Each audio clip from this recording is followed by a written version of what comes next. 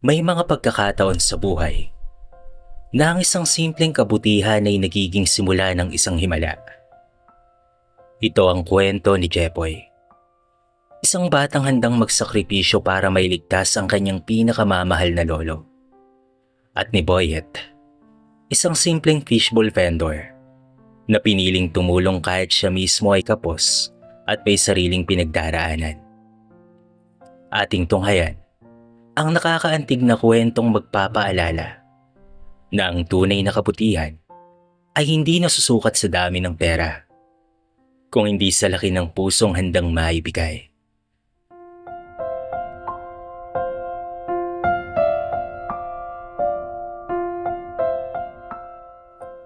Tahimik ang umaga sa maliit na baryo ng San Isidro. Kasabay ng tilaok ng mga manok at banayad na ihip ng hangin ay ang mahinang pag-ubo ni Lolo Arturo habang dahan-dahan siyang bumabangon mula sa lumang papag na yari sa kawayan. Ramdam na niya ang pananakit ng kanyang dibdib, ngunit gaya ng nakasanayan, pinilit niyang ngumiti nang marinig ang yabag ng kanyang apo. "Lolo, gising na po kayo?" Masiglang bati ni Jepoy habang hawak ang 2 tasa ng mainit na salabat. "Oo, apo. Mukhang mas nauna ka pa sa araw," biro ni Lolo Arturo. 12 taong gulang pa lamang si Jepoy. Ngunit tila maaga siyang tinuruan ng buhay na maging matatag. Mula nang bawian ng buhay ang kanyang lola 5 taon nang nakakalipas, silang 2 na lamang ang magkasama sa lumang bahay. Ang mga anak ni Lolo Arturo ay pawang may sarili ng pamilya sa malalayong probinsya. Paminsan-minsan kung magpadala ng balita, ngunit bihira namang magpadala ng tulong. Hindi kailanman nagsalita ng masama si Lolo Arturo patungkol sa kanyang mga anak. Sa halip, lagi niyang sinasabi kay Jepoy na, "May kanya-kanya tayong laban sa buhay. Huwag tayong magtanim ng sama ng loob." Pagkatapos ng simpleng almusal na binubuo ng lugaw at tuyo, nagtungo si Lolo Arturo sa maliit nilang taniman ng gulay. Kahit tirap ng yumuko at mahina na ang tuhod, pinipilit pa rin niyang magtrabaho upang may maihain silang pagkain sa hapag. "Lolo, ako na lang po ang magdidilig," alok ni Jepoy. Ngumiti ang matanda at maraang hinaplos ang ulo ng kanyang apo. "Huwag na, apo. Ako na ang bahala dito." Hindi susuko si Lolo hanggat may lakas pang natitira. Ngunit lingid kay Jepoy, halos mawala na ng balanse si Lolo Arturo nang sumakit muli ang kanyang dibdib. Napasandal siya sa puno ng mangga at napapikit sa tindi ng kirot. Nang maramdaman niyang papalapit na ang apo, agad siyang tumuwid at nagpanggap na walang nangyari. Kinahapunan, matapos ang klase ni Jepoy, isinama niya ang lolo sa Rural Health Center dahil ilang araw nang inuubo at hinihinga lang matanda. Matapos ang pagsusuri, naging seryoso ang mukha ng doktor. "Mang Arturo, kailangan niyo na pong uminom ng maintenance medicine araw-araw. Mahina na ang puso ninyo. Kapag napabayaan ito, maaaring lumala ang inyong kondisyon." Tahimik na yumuko si Lolo Arturo. "Magkano po ba ang gamot, Dok?" Mahinang tanong ni Jepoy. Binanggit ng doktor ang halaga. Parang biglang bumigat ang hangin sa loob ng silid. Alam ni Jepoy na kahit pagsamahin pa ang kinikita nila sa loob ng 1 linggo, hindi iyon sasapat. Habang pauwi, wala ni isa sa kanilang nagsasalita. Tanging ang tunog ng tsinelas nila sa maalikabok na daanan ang maririnig. Napansin ni Jepoy ang paghingal ng kanyang lolo sa bawat hakbang. Ngunit pilit pa rin tong umingiti sa tuwing magtatama ang kanilang mga mata. Pagsapit ng gabi, habang maimbing nang natutulog si Lolo Arturo, tahimik na naupo si Jepoy sa may bintana. Pinagmasdan niya ang maliwanag na buwan at mahigpit na ikinuyom ang kanyang mga kamay.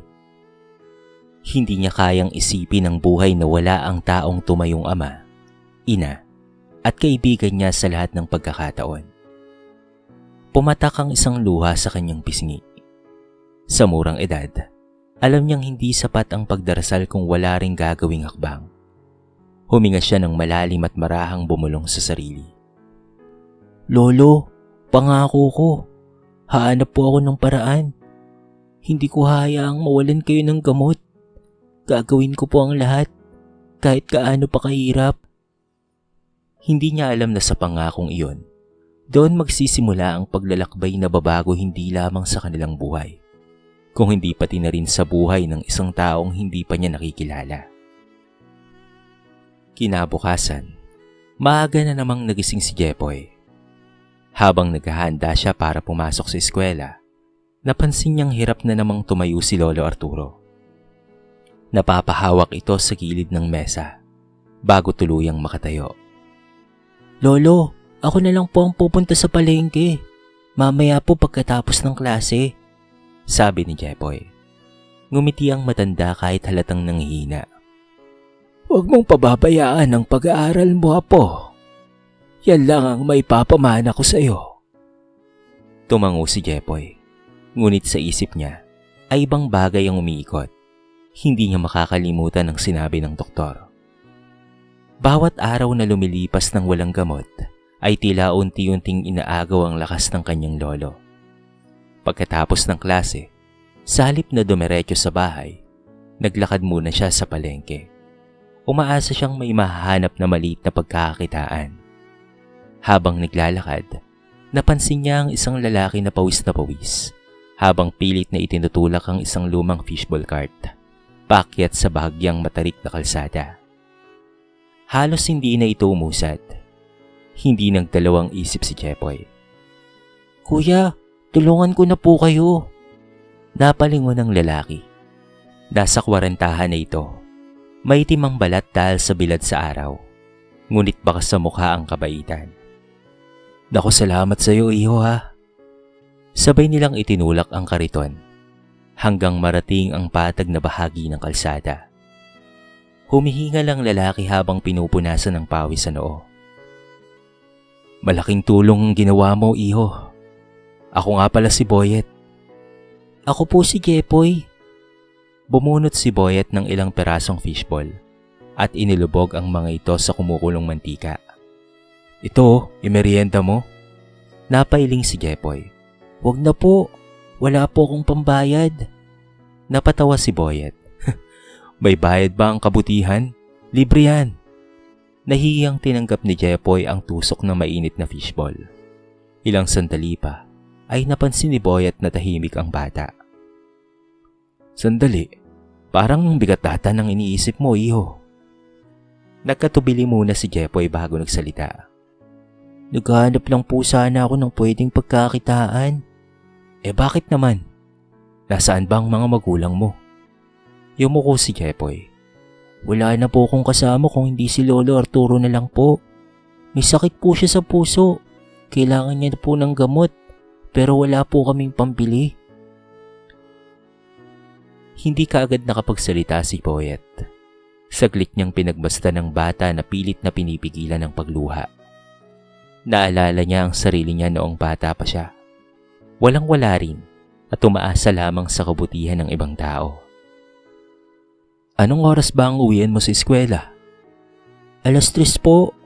Ngumiti si Boyet. Kung gusto mo, dito ka na lang tumulong sa akin sa pagkatapos ng klase mo. Nanlaki ang mga mata ni Jepoy. Talaga po? Oo, hindi kalakihan ang kikitain mo. Maghugas ka ng pinaglutuan, magbabalot ng fishball at tutulungan mo kong magtulak ng kariton. Basta't siguraduhin mong hindi maapektuhan ang pag-aaral mo ha. Hindi makapaniwala si Jepoy. Maraming salamat po, kuya. Isa lang ang kondisyon ko. Ano po yun? Hindi ka hihinto sa pag-aaral. Pangarap muna bago trabaho. Agad na tumango si Jepoy. Promise po. Kinagabihan, masiglang ikinuwento ni Jepoy kay Lolo Arturo ang nangyari. Ngunit sa halip na matuwa, napabuntong hininga ang matanda. Apo, ayokong mapagod ka dahil lang sa akin. Hinawakan ni Jepoy ang magaspang na kamay ng kanyang lolo. Hindi po ako mapapagod, Lolo. Mas natatakot po akong mawala kayo. Napaluha si Lolo Arturo.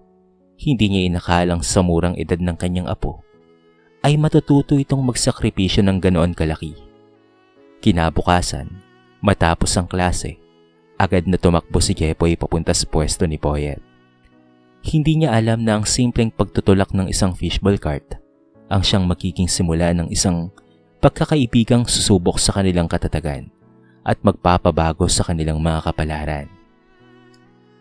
Mula nga nang magsimulang tumulong si Jepoy kay Boyet, naging mas mahaba ang bawat araw niya.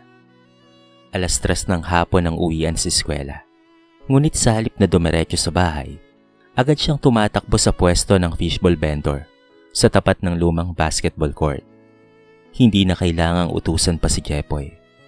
Pagdating pa lamang niya ay kusa na niyang inaayos ang mga sausawan, naghihiwa ng pipino, naglalabas ng mga baso, at naglilinis ng paligid. Naku Jepoy, baka maunahan mo pa akong magbukas ng tindahan ha? Natatawang biro ni Boyet. Ngumingiti lamang ang bata. Hindi po kasi maganda kapag marumi ang pwesto. Baka mawalan tayo ng customer. Napailing si Boyet at napangiti.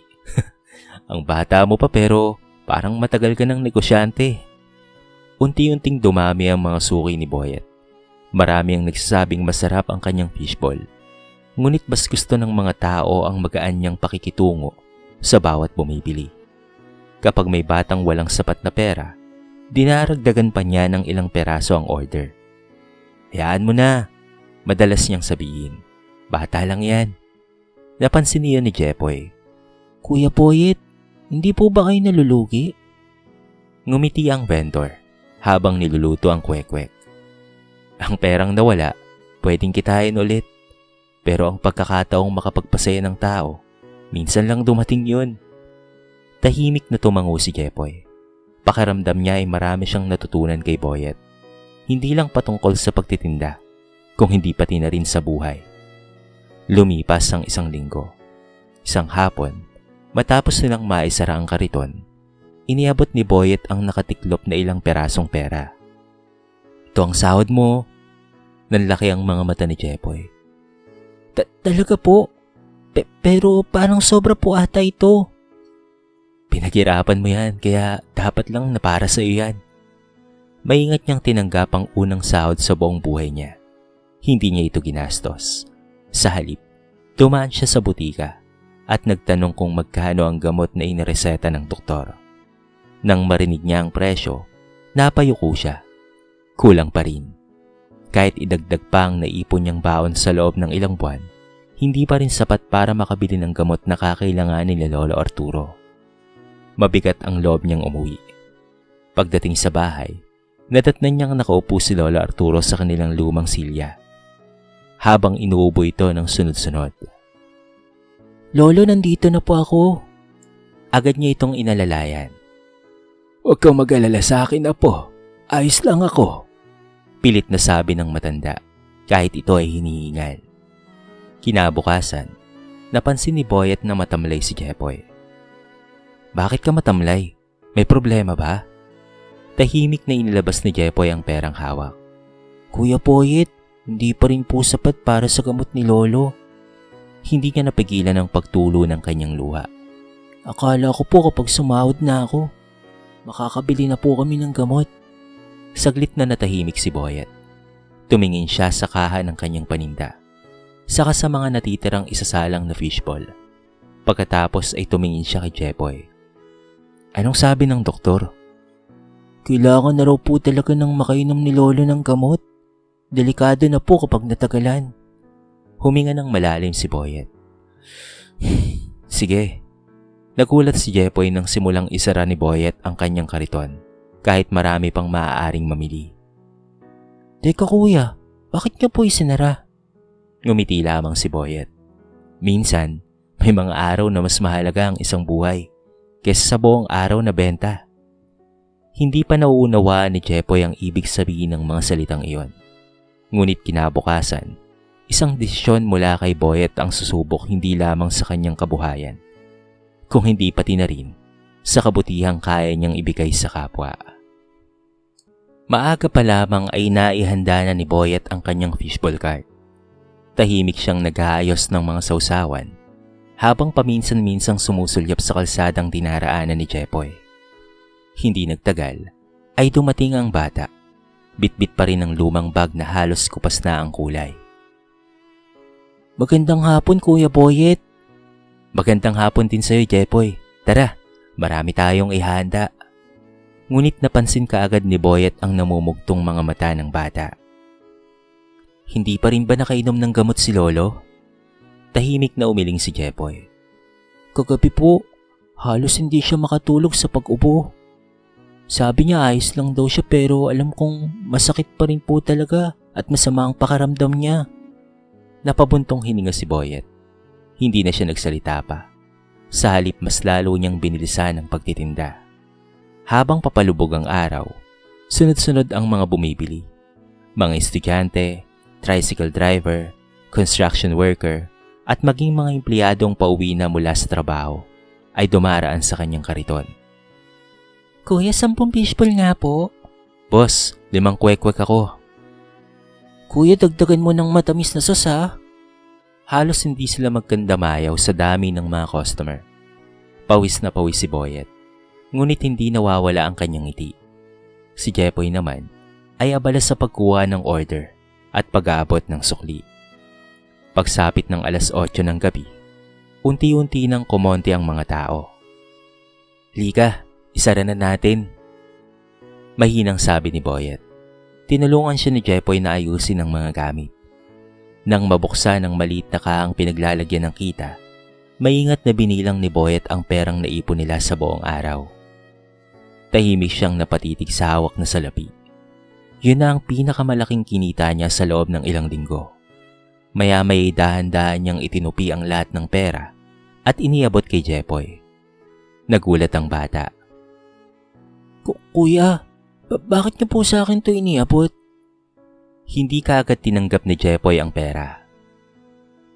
Tanggapin mo to, Jepoy, para sa pambili ng gamot ng lolo mo. Naku, hindi po kuya. Pera niyo po yan. Kinita po natin sa buong maghapon. Ngumiti si Boyet. Para sa gamot to ni Lolo Arturo. Napatras si Jepoy.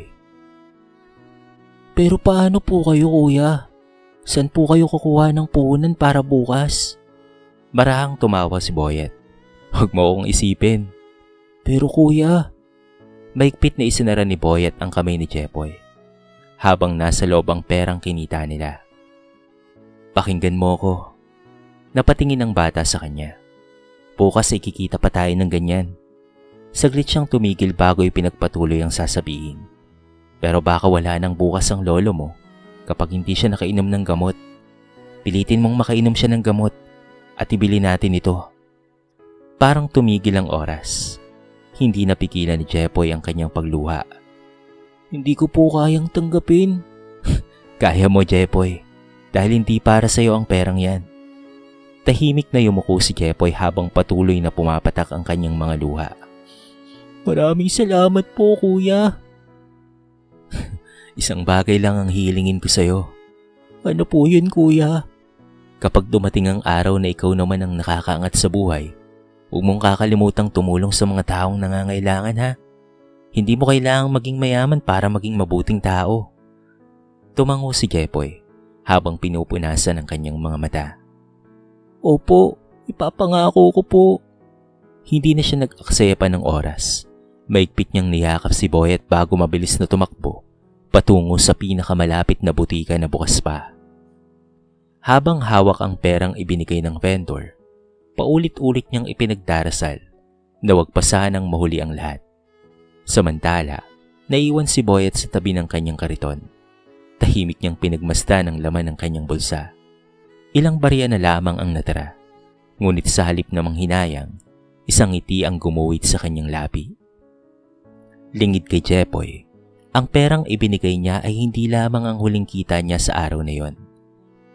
Yun din ang perang nakalaan sana para sa isang napakahalagang dahilan sa sarili niyang buhay. Ang lihim na matagal na niyang kinikimkim ay malapit ng mabunyag. Madaling araw pa lamang ay nagising na si Jepoy. Mahigpit niyang hawak ang maliit na supot ng gamot habang nakaupo sa tabi ng higaan ni Lolo Arturo. Lolo, oras na po ng gamot. Dahan-dahang iminulat ng matanda ang kanyang mga mata. Nang makita ang mga gamot sa ibabaw ng mesa, agad siyang napatingin sa apo. Apo, saan mo nakuha ang pambili nito? Napayuko si Jepoy. Tinulungan po ako ni Kuya Boyet. Napabuntong hininga si Lolo Arturo. Hindi natin pwedeng kalimutan ang kabutihang ginawa ng tao ngayon. Ngumiti lamang si Jepoy. Sa kauna-una ang pagkakataon sa loob ng ilang linggo, nakita niyang nakainom na ng tamang gamot ang kanyang lolo. Unti-unti ring gumaan ang paghinga nito. Pagkatapos ng klase, excited na tumakbo si Jepoy papunta sa pwesto ni Boyet. Balak niyang magpasalamat muli at sabihin na nakabili na sila ng gamot. Ngunit pagdating niya roon, wala ang pamilyar na kariton.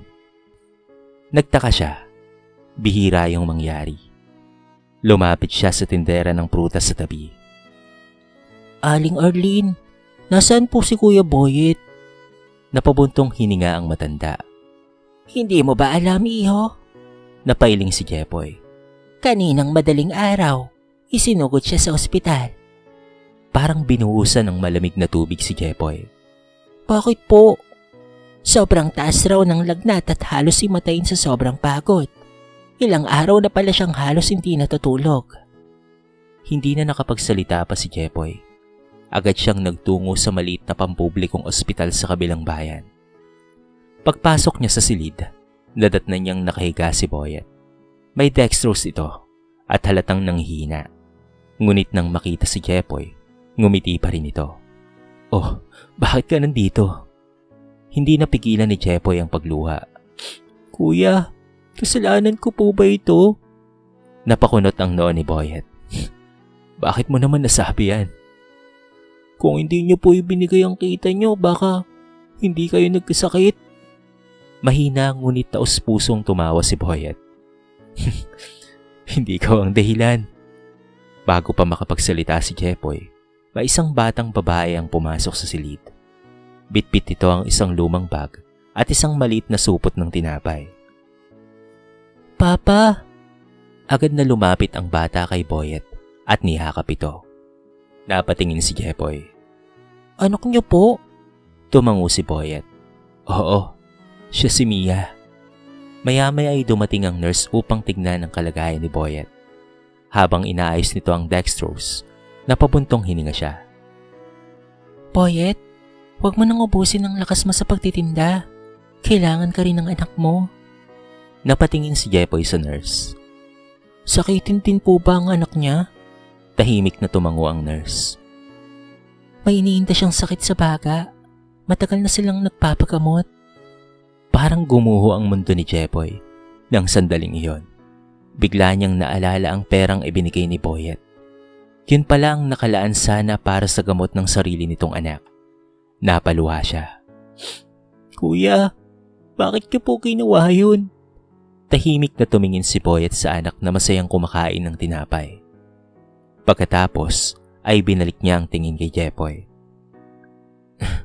Dahil alam kong mas kailangan ng lolo mo yon ng mga oras na yon. Pero, papaano po ang anak niyong si Mia? Ngumiti si Boyet kahit halatang pagod. Anak ko siya. Gagawa ulit ako ng paraan. Hindi na napigilan pa ni Jepoy ang kanyang sarili. Lumapit siya at mahigpit na niyakap si Boyet. Maraming salamat po, kuya. Marahang tinapik ni Boyet ang balikat ng bata. Tandaan mo, Jepoy, ha? Ang tunay na kabutihan ay hindi sinusukat sa dami ng perang na ibibigay. Nasusukat ito sa handang magsakripisyo kahit ikaw mismo ay kapos. Sa labas ng silid, tahimik na nakatanaw si Lolo Arturo na kahit mahina pa ang katawan ay nagpumilit na puntahan ang taong nagligtas sa kanyang buhay. Habang pinagmamasdan niya sina Boyet at Jepoy, pumikit siya sandali at bumulong ng isang taimtim na panalangin. Alam niyang balang araw, ang kabutihang itinanim ni Boyet ay tiyak na magbubunga sa paraang hindi pa nila kayang isipin. Hanggang sa lumipas nga ang ilang buwan, unti-unting bumuti ang kalagayan ni Lolo Arturo. Dahil sa tuloy-tuloy niyang pag-inom ng gamot at pag-aalaga ni Jepoy, ay naging maayos muli ang kanyang paghinga. Hindi man siya nakabalik sa mabibigat na gawain sa bukid, pero sapat na sa kanya ang makaupo sa ilalim ng lumang puno habang pinagmamasdan ng kanyang apo na masiglang naghahanda sa pagpasok sa paaralan. Hindi rin nagtagal ay nakabalik sa pagtitinda si Boyet. Kahit pinagbawalan ng doktor na mapagod ng gusto, wala siyang ibang mapagkukunan ng ikabubuhay para sa kanyang anak na si Mia. Ngunit may isang malaking pagbabago. Hindi na siya nag-iisa sa pagtutulak ng kanyang kariton. Tuwing hapon, matapos ang klase, naroon si Jepoy upang tumulong. Minsan naman, kahit mahina pa ang katawan, dumadalaw si Lolo Arturo sa pwesto ni Boyet. Dala ang ani nilang talbos ng kamote o ilang perasong talong mula sa kanilang maliit na taniman. Hindi ito bayad. Nakangiting sabi ng matanda. Pasasalamat lang ito, Boyet. Napangiti si Boyet habang tinatanggap ang simpleng regalo. Lumipas pa ang maraming taon. Parang isang kisap mata lamang ang lahat. Ang dating batang umiiyak dahil walang pambili ng gamot ay isa ng binatang nagsipag sa paaralan. Dahil sa kanyang tiyaga at determinasyon, nakapagtapos si Jepoy ng kolehiyo sa tulong ng scholarship program at ng mga taong naniwala sa kanyang kakayahan. Naging guro nga siya sa pampublikong paaralan ng kanilang bayan. Sa unang sweldo niya bilang guro, hindi siya bumili ng bagong cellphone o mamahaling damit. Sa halip, isa ang agad niyang pinuntahan, ang lumang pwesto ni Boyet. Ngunit nagulat siya sa kanyang nadatnan. Naroon pa rin ang parehong kariton. Mas luma na ito, mas pudpud na ang mga gulong, at mas lalong hirap ng itulak ni Boyet. "Kuya Boyet!" Mahina niyang tawag. Lumingon ang vendor at agad na napangiti. Jepoy, ikaw pala yan. Maigpit silang nagkayakapan.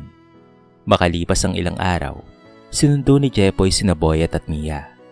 May inanda pala siyang sorpresa. Pagdating nila sa palengke, tumambad sa kanila ang isang bagong food cart. Mas malaki, mas maayos, at may bubong na panangga sa init at ulan. Sa gilid nito ay nakasulat ang pangalang Boyet's Fishball at Meriendahan. Hindi makapaniwala si Boyet. Ano ito? Ngumiti si Jepoy. Hindi ko po makakalimutan ang taong unang naniwala sa akin nung wala akong maibigay kung hindi ang sipag at pangarap. Napaluwa si Boyet. Hindi mo ito kailangang gawin, Jepoy. Umiling si Jepoy. Hindi po ito kabayaran, kuya. Tunay na kabutihan ang itinuro niyo sa akin noon. At ang kabutihan, hindi dapat dito lang nagtatapos. Tahimik na lumapit si Lolo Arturo. Mas mabagal na ang kanyang paglalakad dahil sa katandaan. Ngunit maliwanag ang kanyang mga mata. Hinawakan niya ang balikat ni Boyet at Jepoy. Kayong dalawa ang patunay na ang kabutihan ay parang binhi. Kapag itinanim sa pusong marunong magmahal, balang araw ay mamumunga rin. Niyakap silang tatlo ni Mia habang lumuluha sa tuwa. Sa gitna ng masayang tagpong iyon, napagtanto ni Jepoy na ang pinakamahalagang kayamanang iniwan sa kanya ng buhay ay hindi pera o ari-arian. Kung hindi ang aral na minsang ibinigay ng isang simpleng fishbowl vendor, na ang tunay na kabutihan ay hindi naghihintay na yumaman ng isang tao. Nagsisimula ito sa pusong handang magbahagi kahit kakaunti lamang ang hawak. At mula sa isang simpleng pagtutulak ng kariton, nabuo ang isang pagkakaibigang nagpabago ng tatlong buhay at naging inspirasyon sa buong barangay na ang kabutihan, gaano man kaliit, ay laging nakakahanap ng daan upang bumalik sa taong marunong magmahal. At lumipas pa nga ang ilang taon. Naging kilala sa buong bayan ang maliit na meriendahan ni Boyet. Hindi lamang dahil sa masasarap nitong fishball at iba pang pagkain, kung hindi dahil sa kwentong nagbibigay inspirasyon sa bawat taong dumaraan. Marami ang nagtatanong kung papaanong nagsimula ang negosyo, at bawat pagkakataon, laging itinuturo ni Boyet si Jepoy at si Lolo Arturo bilang mga biyayang ipinadala ng Diyos sa kanyang buhay. Si Jepoy naman ay patuloy na nagtuturo at minamahal ng kanyang mga estudyante. Hindi lamang siya nagtuturo ng pagbasa at pagsulat, kung hindi pati na rin ng kabutihan, paggalang at malasakit sa kapwa. Madalas niyang ikwento sa klase ang aral na natutunan niya mula sa isang simpleng fishbowl vendor na minsang nagsakripisyo para sa kanya at sa kanyang lolo. Dahil dito, maraming bata ang natutong tumulong sa kanilang mga magulang at maging mabuting tao sa kanilang komunidad. Si Mia ay tuluyang gumaling sa kanyang karamdaman. Nakatapos siya ng pag-aaral at piniling maging nurse upang maalagaan ang mga taong dumaranas din ng sakit, tulad ng ginawa ng maraming taong tumulong sa kanila noon. Araw-araw niyang ipinagmamalaki ang kanyang ama, na nagturo sa kanya na ang tunay na yaman ay hindi nasusukat sa laman ng bulsa, kung hindi sa kabutihang ibinabahagi sa iba. Bagamat tuluyan ng namaalam si Lolo Arturo makalipas ang ilang taon, payapa siyang pumikit dahil nakita niyang naging mabuting tao ang kanyang pinakamamahal na apo. Naiwan sa puso ni Jepoy, Boyet at Mia ang kanyang mga salita. Ang kabutihan ay parang binhi. Kapag itinanim mo ito ng may pagmamahal, darating ang araw na mamumunga ito ng higit pa sa iyong inaasahan. At hanggang sa mga sumunod na henerasyon, nanatiling buhay ang aral na yon, na ang isang maliit na kabutihan ay kayang baguhin ang buhay ng maraming tao, at ang pusong marunong magmahal ay kailanman hindi magiging mahirap. Sa kwentong ito ay marami tayong mapupulot na aral. Ang tunay na kabutihan ay hindi nasusukat sa dami ng ating pera o ari-arian, kung hindi sa kahandaan nating tumulong kahit tayo mismo ay may pinagdaraanan. Ipinapakita ni Boyet na ang isang pusong mapagmalasakit ay kayang magbigay ng pag-asa at makapagpabago ng buhay ng ibang tao. Samantala, pinatunayan naman ni Jepoy na ang pagmamahal sa pamilya ay nagbibigay ng lakas upang harapin ang anumang pagsubok. Habang ang sipag, tiyaga at pananampalataya ay nagbubukas ng daan tungo sa mas magandang kinabukasan. Ipinapaalala rin ng kwento na ang bawat kabutihang ginagawa natin ay parang isang binhing itinatanim. Maaaring hindi natin kaagad makita ang bunga nito, ngunit sa tamang panahon, babalik ito sa paraang higit pa sa ating inaasahan. Kaya't maging mabuti tayo sa kapwa, magmahal ng taos-puso, at wag nang mag-atubiling tumulong sa mga nangangailangan. Sapagkat ang isang simpleng kabutihan ay maaaring maging simula ng malalaking pagbabago sa buhay ng maraming tao. Dito na po nagtatapos ang ating maiksing kwento sa araw na ito. Sana po ay nagustuhan nyo at sana po ay kinapulutan nyo ng maraming aral. Kayo mga kabarangay, ano ang masasabi nyo sa ating kwento? I-comment nyo naman po sa baba ang inyong mga reaksyon at babasahin natin ang lahat ng yan.